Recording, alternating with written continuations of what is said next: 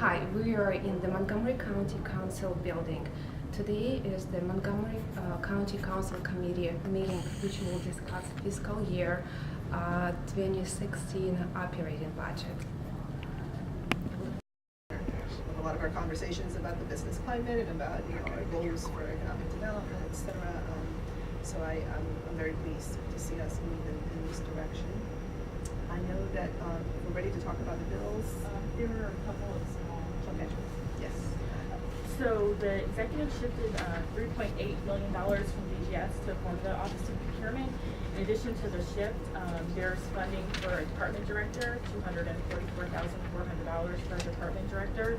It's my understanding that the executive will be soon making a decision on the appointment of the director and sending that information over to the council for confirmation.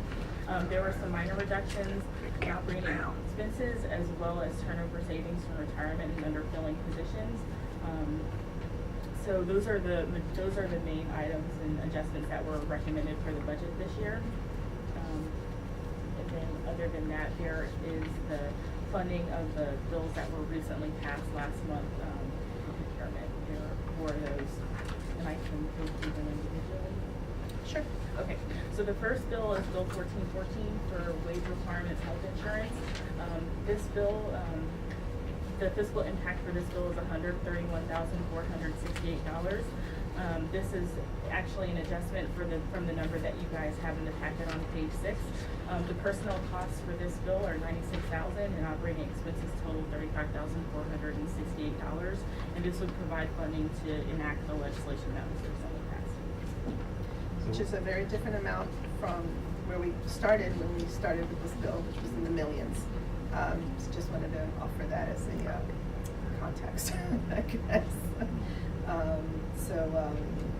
I think that as we move through these bills, what I'd like to recommend to the committee is if there's agreement to place these on the reconciliation list separately, per bill, and hopefully we'll be able to fund that because I think they all have very important components. But just wanted to note that this is a very different figure from the millions and millions of dollars that we started discussing early on. So it's a small amount in that respect. Councilmember. Thank you. So the enacted legislation expenses were not in the budget, but we had those. Correct. That's correct. And then we had also the choice to add the pending legislation items.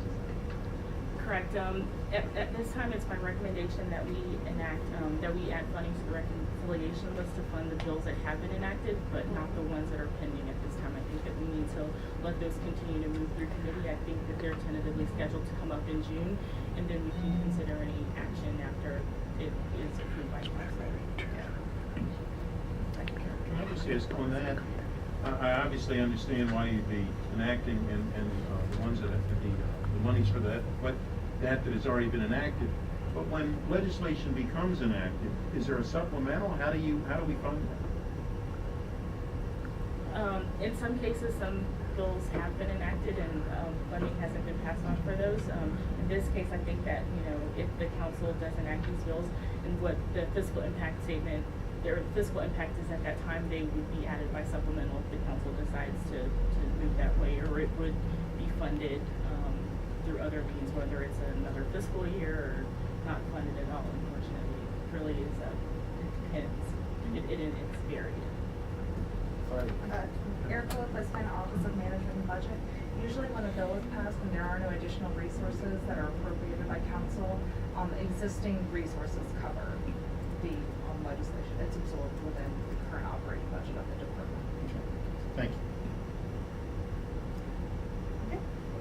So the next bill is Bill 2914. Okay. Hi. Please introduce yourself and tell me about your political background. Okay. My name is Grace Deno. I'm the manager of Office of Business Relations and Compliance with the Office of Procurement in Montgomery County. Personally, I am a Democrat, and the reason I'm here today at the council is to talk to the council about the FY16, which is start June 30th of 2016 and start July 1st, 2016 through June 30th, 2017, every year we need to talk to the council about our budget for the next fiscal year, and the council will review our items and approve the budget for each office. That's why I'm here today. Thank you. And my next question, what role does cultural identity play in this political gathering?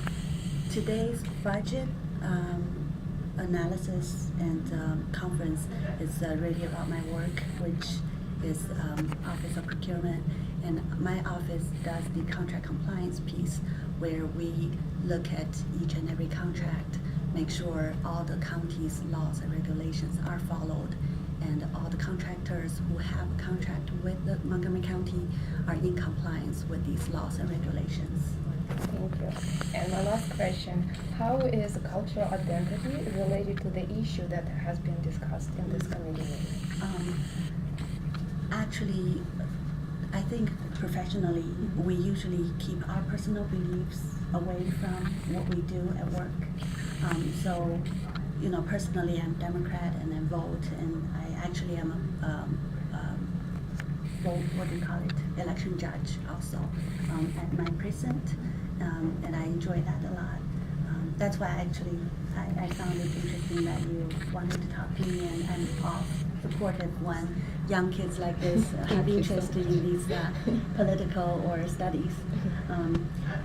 But at work, you know, whatever the council and the county executive make a decision in terms of our county's policies and political policies, especially, that is the decision that's made, and the direction my office needs to go to. Especially this council actually is very pro-business, very pro-employees of our contractors. So a lot of my work is support the employees of our contractors to get, for example, livable wages. Make sure, you know, anybody that has a contract with Montgomery County, for example, this building we own, and there are a lot of custodial services done for this building. All those custodial people should be paid at a livable wage. So that's part of my work, and actually it aligns with my beliefs too. So once your personal political beliefs is in line with what you're doing, then, you know, you put your heart into your work and make sure. I do think what we're doing does make a difference for this county. Thank you so much. It was a pleasure to talk Me too. to you. Thank you. Thank you.